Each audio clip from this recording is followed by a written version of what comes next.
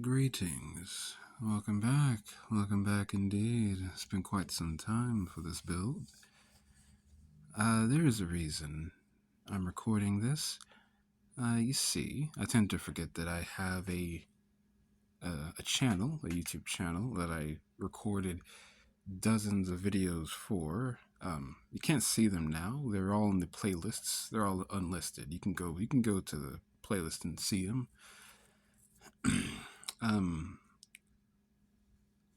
For some reason, that little basic build guide of mine that I made a few months back got really popular. Now, of course, I guess it is a basic build guide, right?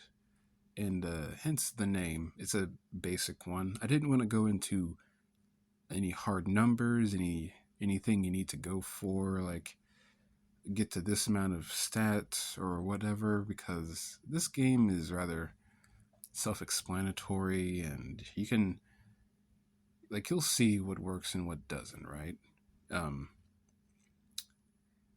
Plus, there's also a character builder as well if you want to use that. It's on the Discord. If you go up here, go to the Discord link, and it's in one of the secondary channels. But yeah, that video got popular, right? And I was curious. I rewatched it. I was wondering what did I do. For starters, speaking out loud, which is not my strong suit, sad to say. It was really bad back then. I'm a little bit better now, but not by much. But two, I kind of glossed over, uh, you know, crit builds. Excuse me. I glossed over crit builds, and I kind of didn't mean to. Now, don't hold it against me because I'm not a big fan of crit builds in this game. Like, I enjoy them enough to actually make builds for them, like play them, but they're not my first choice, obviously, and mostly because this game is very RNG heavy, and playing a crit build just adds many more layers onto that RNG cake that don't need to be there, but still, don't let me dissuade you. Crit builds are fine. Okay, it's just not my cup of tea, right? So to start, we'll go into the different archetypes of the crit build. There are a few. Oh, excuse me. So there's the glass cannons, the basic ones. You know, everyone goes glass cannon with rogue, right? It's just a common trait. Then there's the Bruiser crit build. I call them hybrids. I don't know why I call them hybrids. I just kind of started doing that, and I don't know, kind of stuck around. Hybrids are more of crit builds that have a decent amount of defense, a decent amount of magic defense, heal power, but lower critical stats. That way, because this game being so RNG heavy, you don't have to rely on your crits to, succeed. You can rely on your more static stats. And then there's, I guess mixed passive. Mixed passive can be glass cannon or hybrid, either one really. But it's just there is a bit of a caveat with mixed passive because of how it works, but we'll get into that. And then there's tank. You can make a tank rogue. It's possible. A little weird to pull off, but by the end game. And by the way, this is more for in-game crit builds. Like you're like level 100 and you have a decent amount of gear early on. I'm not too sure what you do early on because crit builds are rough. Leveling up. But yeah, tank. You can do that. You can have really super high defenses, really good heal power, but very little crit chance, which can be a detriment because for rogues especially, lifesteal is how you heal yourself, and lifesteal is way better with crits. And if you don't crit with lifesteal skill, you're not going to heal much. But at the same time, you will crit enough to where it will help out there, but again, we'll get into that. So, um, right. So let's start with the glass cannons. I don't really have a glass cannon rogue. Surprise, surprise. I'm not a fan of them. We'll just start while I look for one. Glass cannons are more for they are more for multiplayer. They shine in multiplayer actually. Um, yeah, because you'll have like a tank and a healer to keep you alive essentially, and you can do a lot of damage, as you want. Uh, yeah, this is like the glassiest one I have, and it's not all that glassy to begin with. Hmm. Oh yeah, mostly for multiplayer. You can do them solo. It's rough. It's very rough. If you are a glass cannon and you want to do solo content, you can opt to just use more defense gear, like this here. There's some decent defenses here. Like for my normal builds, I usually aim for around 300 in both defenses and 300 or so heal power.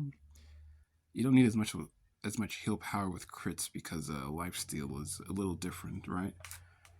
Um, but as you can see, your crit chance suffers a lot, so therefore you'll be critting a lot less. But again, if you're a glass cannon and you're dying a lot in solo, and you don't want to do multiplayer, I mean, the obvious choice just would be to just do multiplayer. Um, but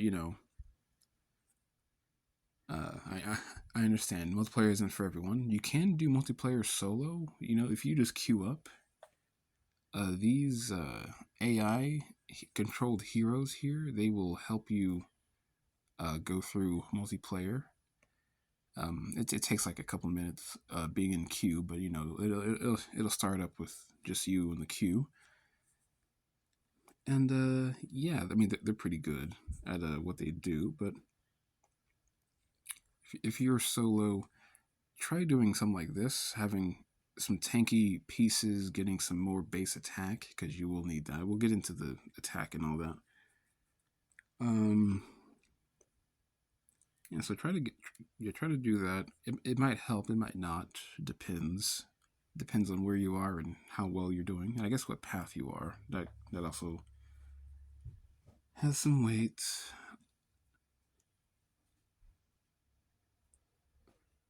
Let's see. Right, so the hybrids, right? The Bruiser hybrid, the somewhat tanky ones, right? This is where I kind of specialize in. This is what I'm more used to. Uh, ignore the names here, but yes. So hybrids, they have really good defenses, as you can see. Really good physical defense, really good, decent magic defense, really good heal power. Like 200 heal power is kind of what you want in any crit build, really. Like even if you're doing multiplayer and you don't need to heal yourself as much, just making sure your health is high helps with being a glass cannon, especially. But good heal power, decent health. I'm not sure where the health is coming from. Oh, it's warrior, right?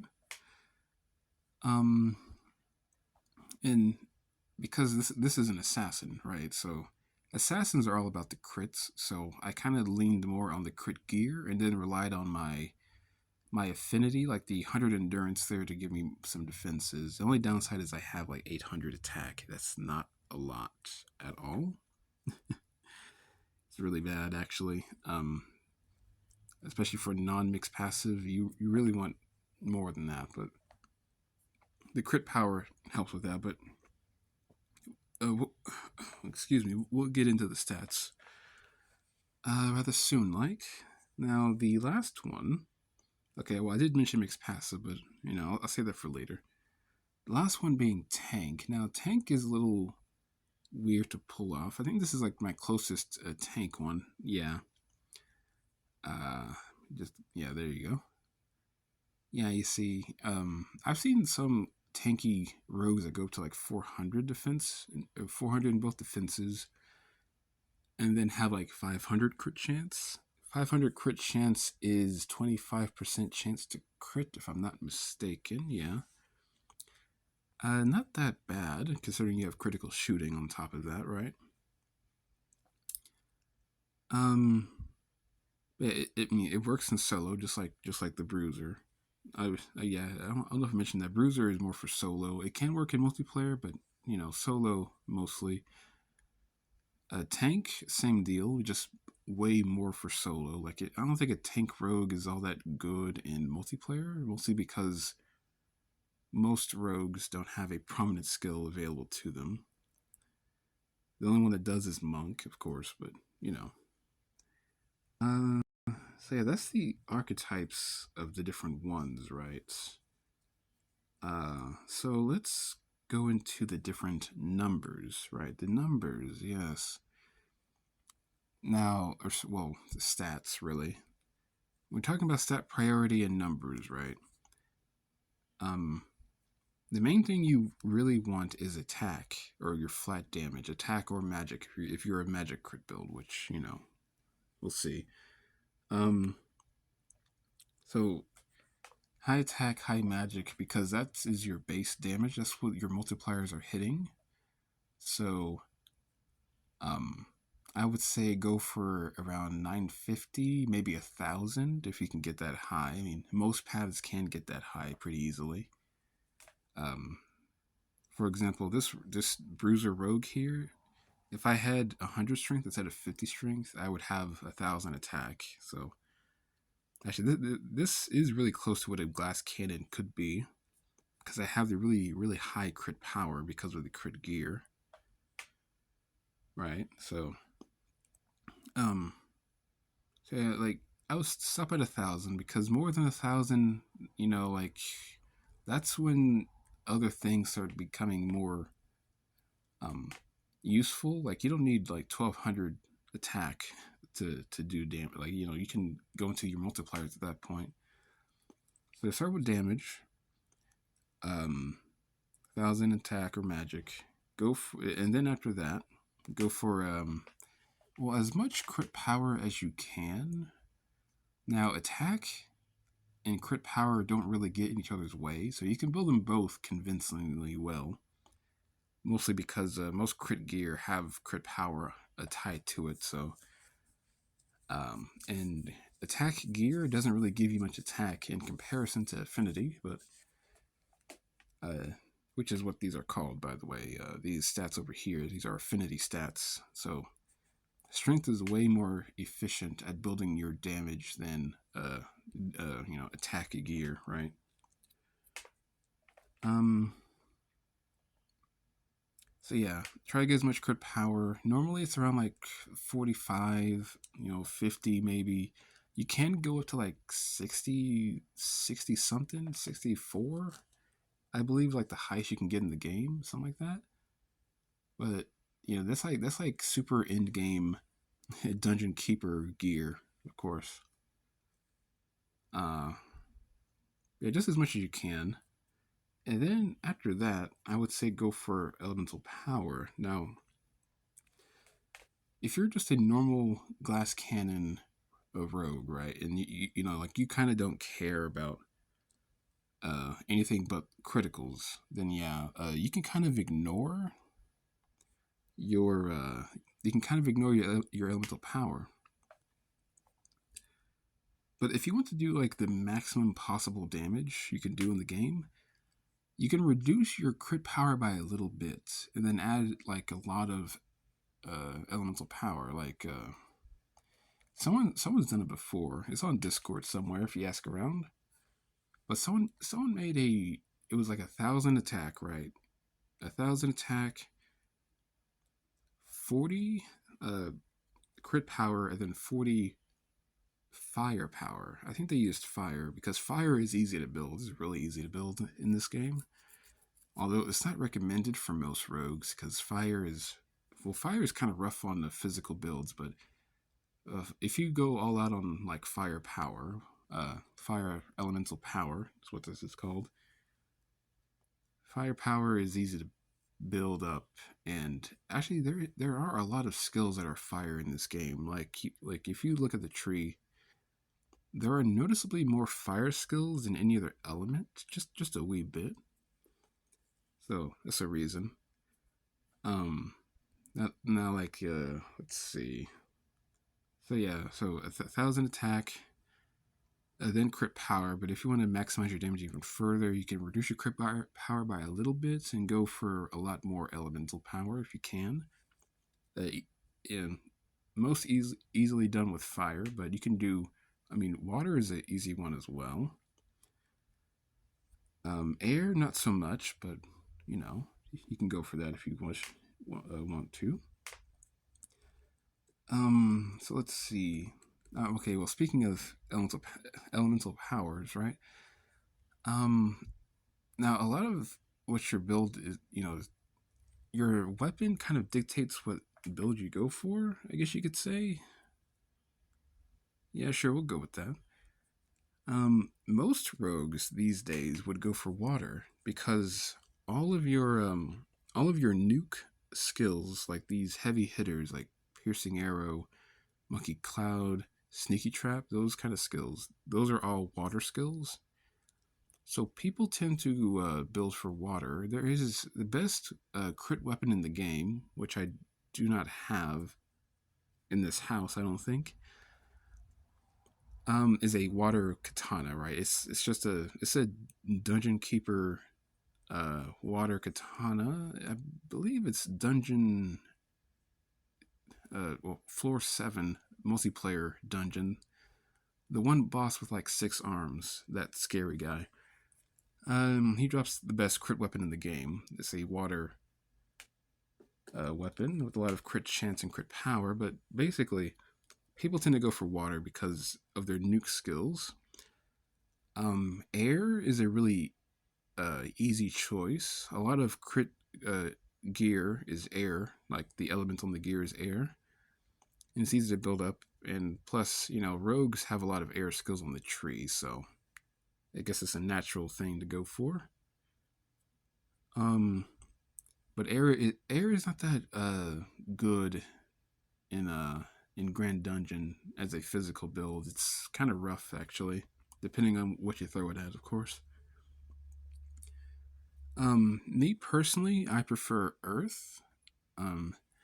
Mainly because rogues don't have Earth on their tree, like at all, except for Ranger with Hunter's Mark, but that's more of a debuff skill. And because I play solo Grand Dungeon. Grand Dungeon kind of encourages you to have a mix of elements. So, for example, Warrior, like my Warrior characters, Warrior doesn't have any water skill on their tree at all, right? So I would normally go for a water weapon. Mages, they have a mix of elements, so it doesn't really matter what they have. I tend to just go for whatever I can burst magic ball with the most, so whatever. But rogues don't have earth, so I use earth. And there are some enemies that are best dealt with earth. Some scary ones that like you'll see, but earth is pretty easy to work around. And fire is easy to build, but a lot of things resist fire in multiplayer Grand Dungeon, and well, there's a lot of physical enemies that resist fire on top of their fire resistance, so not the best, but again, if you hit hard enough, it won't matter, right? Yeah, so let's see, what else can we do here? Oh, right, mixed passive. Now, mixed passive crit builds, I should say. A bit tricky, depending on how you go about it, right? I mean, there's 2 types. If you go down the rogue tree and you just happen to be mixed passive, that's one. Or if you're if you're a mage and you put 50 points in rogue, that's another. For the keen eye. Now, I will say Bard is a lot better. Like, it's probably the best option if you want to go mix passive crits. Mainly because if you're going glass cannon, Bard can reach like 1,000 attack and magic. I think I have an example of that. Well, yeah, Bard can reach that much attack and magic pretty easily because of its mixed passive nature. And the Bard stats, like you see at the top row there, they get both damage types. They get agility and crit and heal power. Agility, crit, and heal power are three things you really want on a rogue, like passively, like without having to use gear for it. Like agility on gear is really bad. I mean, well, then again, you don't have to worry about agility really, because if you're trying to build enough agility to outspeed everything, you're not going to hit very hard. So yeah, you can just ignore agility really, but get a heal power, good crit chance, and then they have this passive here, which anyone can get. But yeah, Bard is a lot better, but I'll get into all the different paths, right? Um, Mixed passive assassin is actually really solid. Um, they don't have a physical defense debuff, but they do have fireball. Like you can get fireball for a magic defense debuff on top of your poison blow, which also is a magic defense debuff because it's there. So excuse me. So uh, mixed passive assassin really solid. Especially actually, yeah, you can go for heals please as well. Heals please is strong on any mixed passive really. If you can put 10, I would I would do it. That's a lot of extra heal power that you don't have to worry about. So yeah, assassin solid option. Mixed passive ranger is actually really interesting because if you combine that, like ranger has a lot of debuffs already, and then you have the fireball from the mage, and then you can go like get the bard debuffs and all that. Basically, mixed passive ranger is a really good debuffer and disabler, and plus ranger is more like solo friendly, and in solo mixed passive is mixed passive is also solo friendly. So if you just combine the two, yeah, it's really good. Depending on how you go about it, of course. And mixed passive crit monk.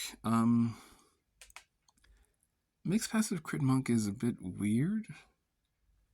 And again, I'll get into why. I mean, monk itself is a little bit weird, but I'd say it's doable, very doable.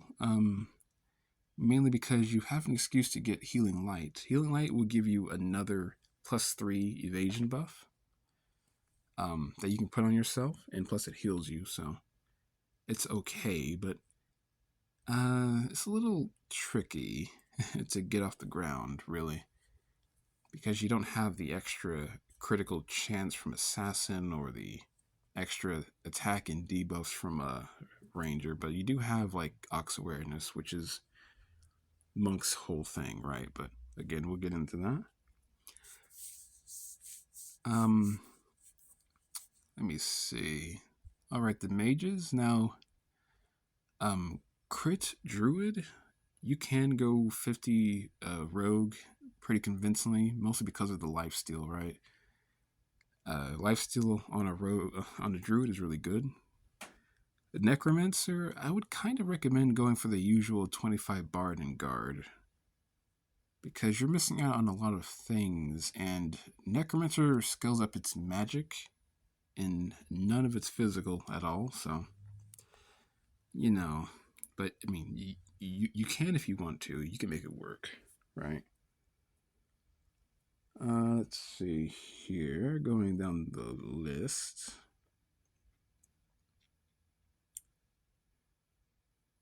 Well, yeah, I guess that's one thing I did touch on. Crit gear is a lot better than dexterity. Funnily enough, like if you can see this, right? Critical gear gives a lot of crit chance and crit power. You can't get crit power on the tree.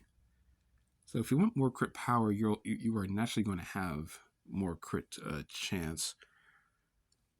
And dexterity is not that good at giving you a crit chance, right?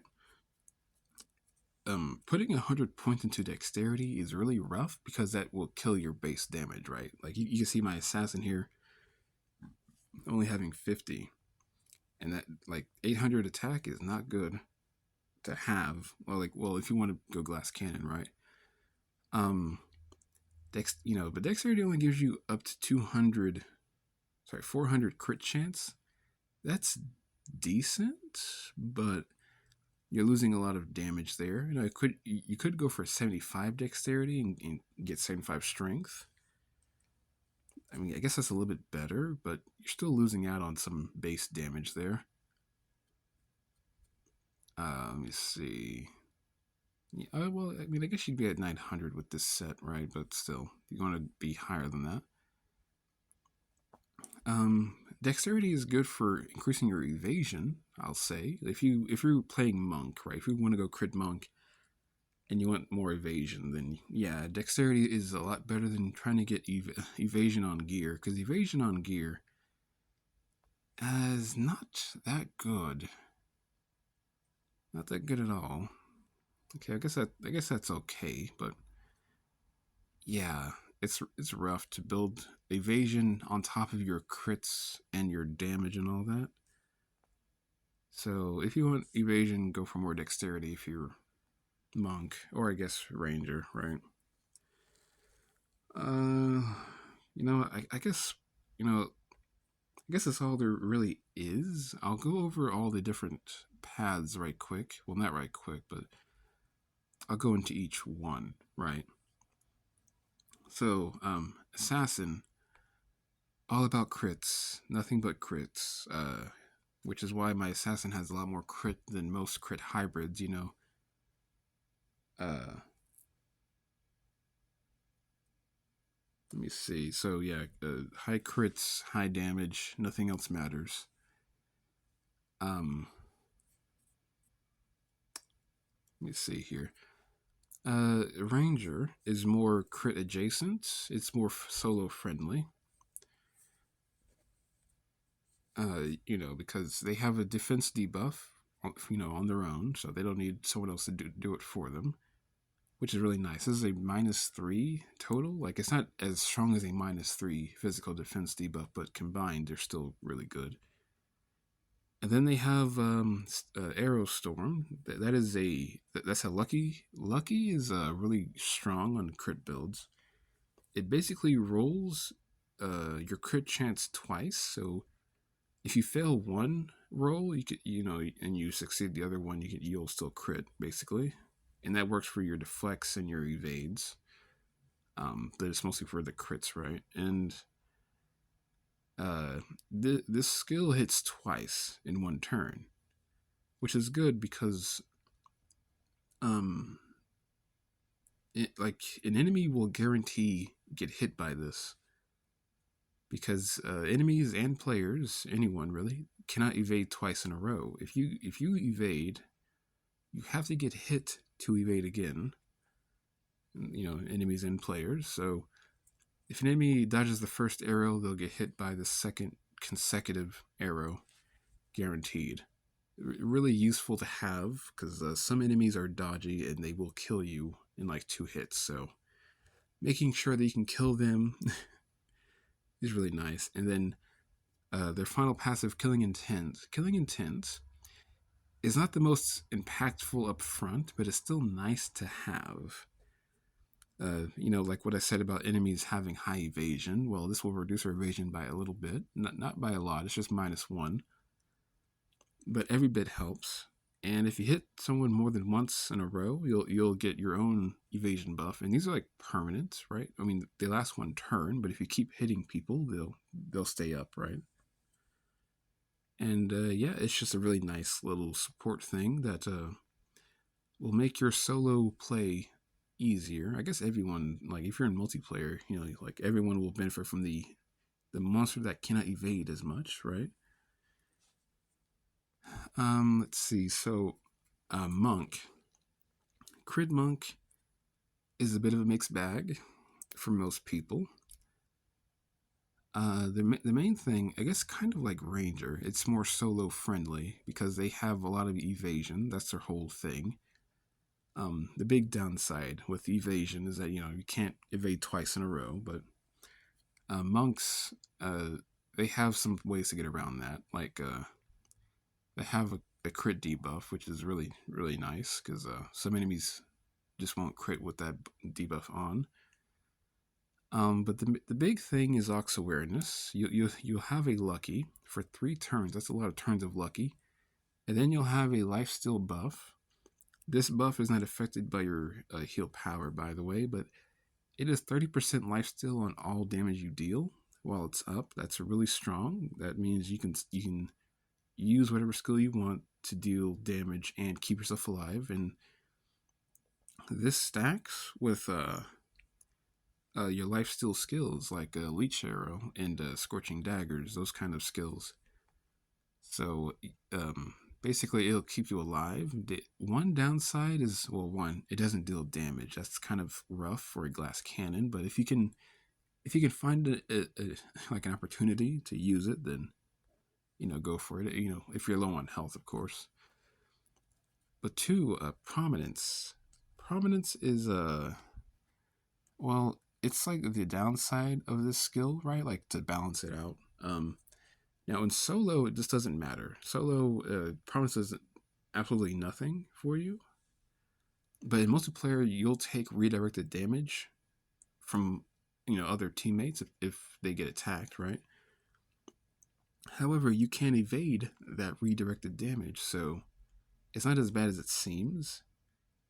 Plus, if there's a tank in your party and they are using a prominent skill like Unsettling Stare or Provoking Gaze, like things like this, Eyes on Me, there can only be one prominence in the party, only one. So if you use this first, which you most likely will be going first before your tank, right?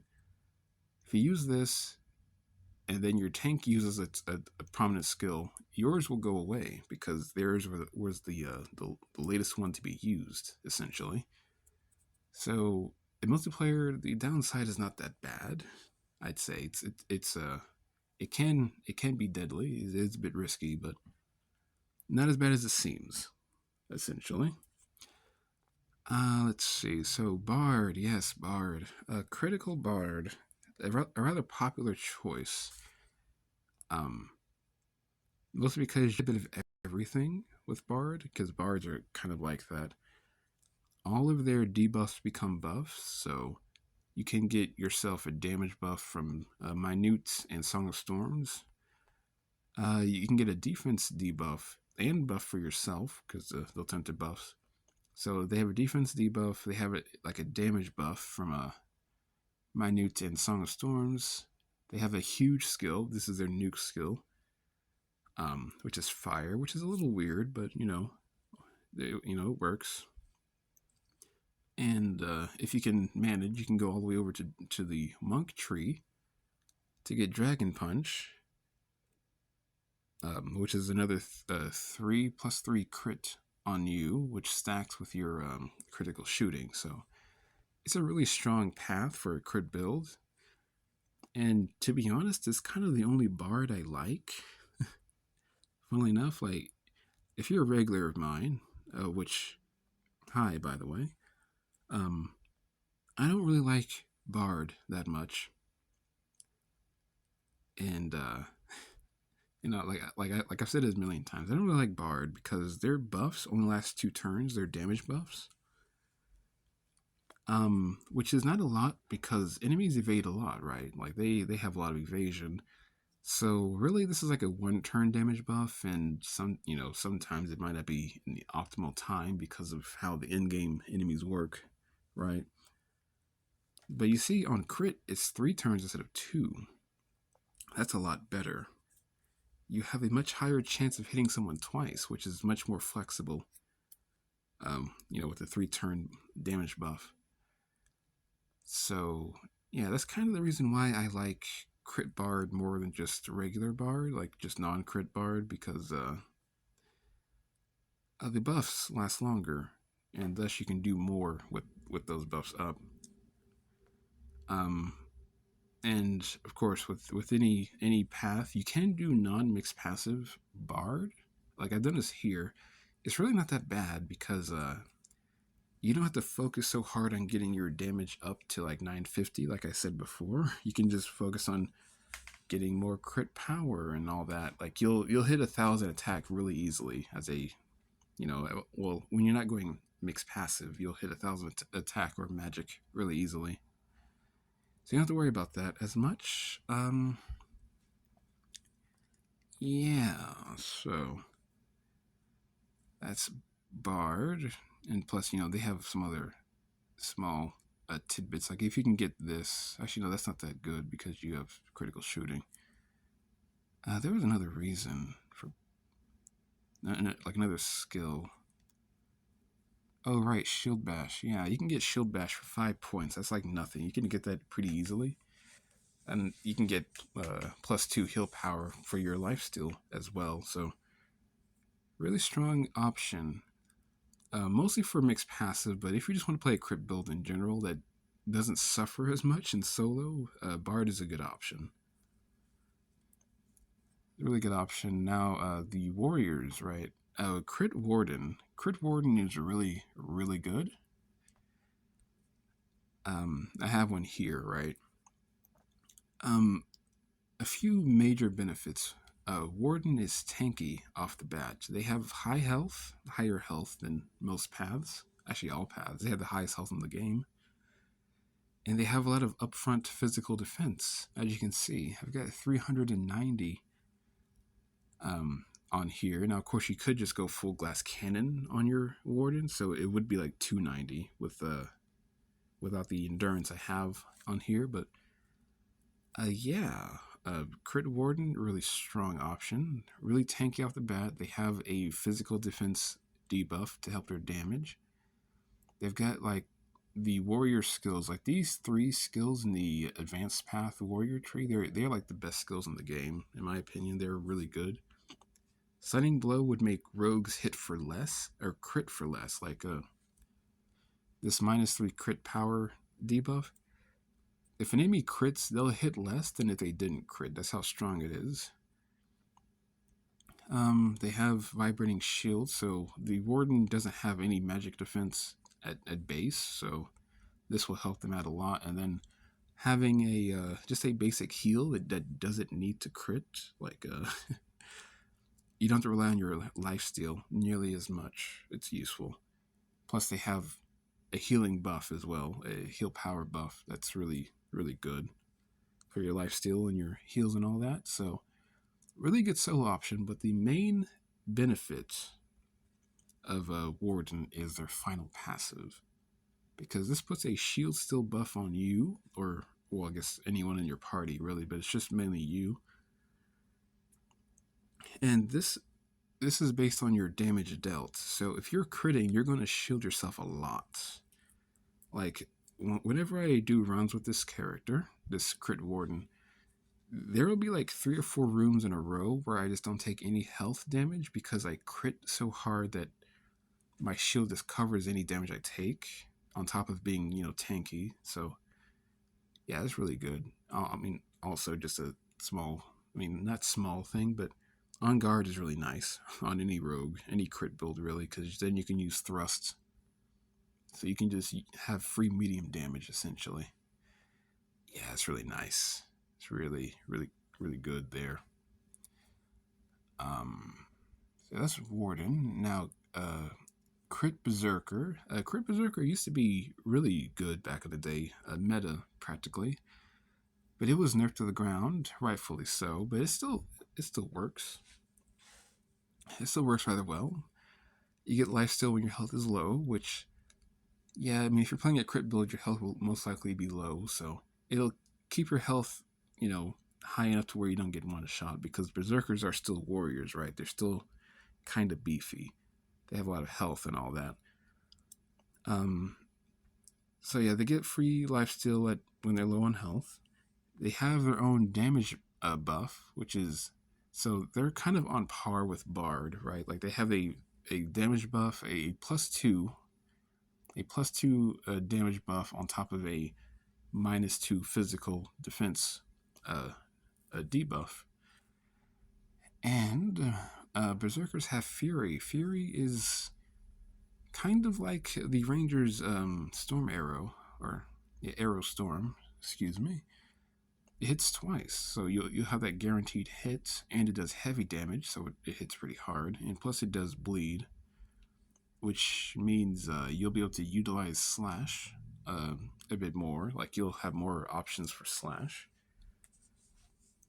I mean, overall, it's a pretty good option. Not as good as it once was, but it's still definitely strong. Like, you can still make it work, right? Yeah, and that brings me to the mages. Now, the mages are a little strange, right? Now, yeah, I did kind of touch on this earlier. I probably should have structured this way better, but whatever. Crit Druid is a bit strange. Now, you can do the 25 Bard and Guard basic mage build and just have a lot of dexterity. That works, right? It's just it depends on what you're building a crit druid for. Like, my crit druid, which has 50 points in the rogue tree for the mixed passive. Like, you don't have to do mixed passive, but I found it to be a little easier because of critical shooting. But yeah, if you're building a crit druid just for like the damage, then yeah, I would say go down the rogue tree, get critical shooting, get keen eye, because then you'll do damage, right? But if you're trying to do like critical heals, I wouldn't recommend doing critical heals, but you can still, like, if you want to deal damage and heal a lot, then yeah, I guess you could do that. But if you go down the rogue tree, you can't get life surge, and life surge is like the second strongest heal in the game. So it's a bit rough to not have that, to be honest. But for solo play, yeah, I definitely recommend going down the rogue tree, getting these life steal skills. I can speak, I promise. These life steal skills are really strong on a druid. You'll heal yourself quite a bit, and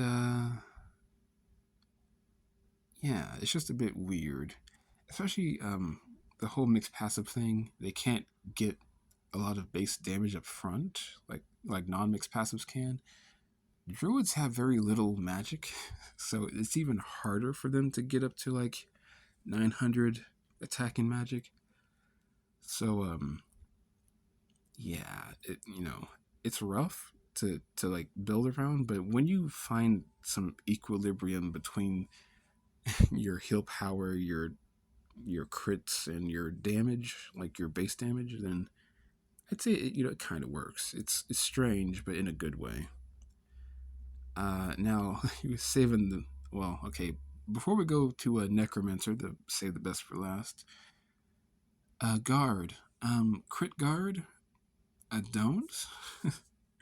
I've seen it work before, but your final passive won't really be all that good to you.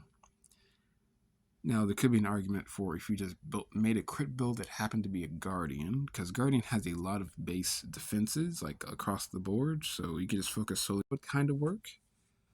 But if you're trying to utilize your final passive and crits, that's going to be really rough, because high defenses and crits don't really mesh well.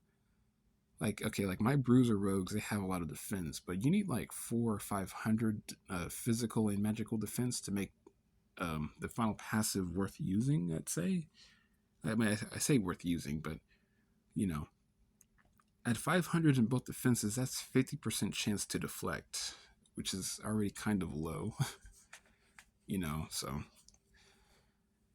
yeah, not recommended, but if you want to go for it, go for it. Like, I'm sure you can make it work. I've seen it work before. I forgot what the gear and all that was, but it's okay. But just, saving the best for last. We have crit Necromancer. Yes, crit Necro is something else.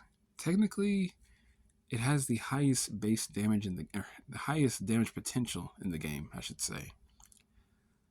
So like, so it's a bard, right? It has a +2 magic buff. So like okay, it ties that with Berserker and bard. A -2 defense debuff, or I guess in Necromancer's case, magic defense debuff. All right, so again, on par with Berserker and Bard, right? But it also has its final passive. Its final passive is another multiplier on your burst damage. Burst damage is really easy to pull off on a mage. I mean, any path can do it, but as they say, mages do it better, right? So yeah, so they have a third multiplier on their damage on top of the defense debuff and the damage buff. So essentially, they have got a lot of things that can happen at once, but of course, it's not consistent damage, right? Like, I guess none of them are, right? But still, Crit Necromancer, highest damage in the game theoretically, even has a lucky on the go, kind of like Ranger. Having a skill that just hits and gives you lucky is really good, unlike having a skill that doesn't deal damage and have lucky, because when you're a glass cannon, you kind of can't afford to not deal damage, because things will kill you pretty quickly. So yeah, it's really strong. Necromancer also has 2 heavy skills. Now these are multi-element, so it won't Rift and Meteorite, like, people don't really like them as like damage skills, unlike because like Bolero is 1 element, even though it's 2 different damage types, it's still 1 element. And the rogues and the monks, like Lucky Cloud is 1 element and 1 damage type, So these aren't going to hit as hard as those skills, because an enemy might have a resistance to one of these elements, right? So it will likely do less. But as a consequence, an enemy might be weak to 2 or more of these elements, right? So really what I'm trying to say is you can throw these at any one and you'll be fine, especially since they can help you with your burst chains. Like if you're throwing skills at a boss, right? Elemental Rift and Meteorite, they're such a weird combination of elements that you can just, you can burst chain different skills off of them pretty easily, especially in multiplayer. It's pretty good. But yeah, and plus mages have higher elemental power, so they have more of that elemental power multiplier that I was talking about way earlier. So yeah, they have crit power, elemental power, burst damage power, and then like a damage buff and a defense debuff. That's really strong for one path to have. I mean, necromancers are strong in general. Like if you build a tank a tank necromancer, like you'll still like hit stupidly hard. It's a really good path, basically what I'm trying to say. But all in all, any old crit build, you can make it work. It's just a bit rough for some more than others, but yeah, that's all the paths. Just going around the circle there. Any of them can be mixed passive. Any of them can actually no. Well, your warriors can't be mixed passive because you won't have critical shooting. If I can tap it, you won't have critical shooting or keen eye if you go mixed passive, because you need at least 15 points in the mage tree. But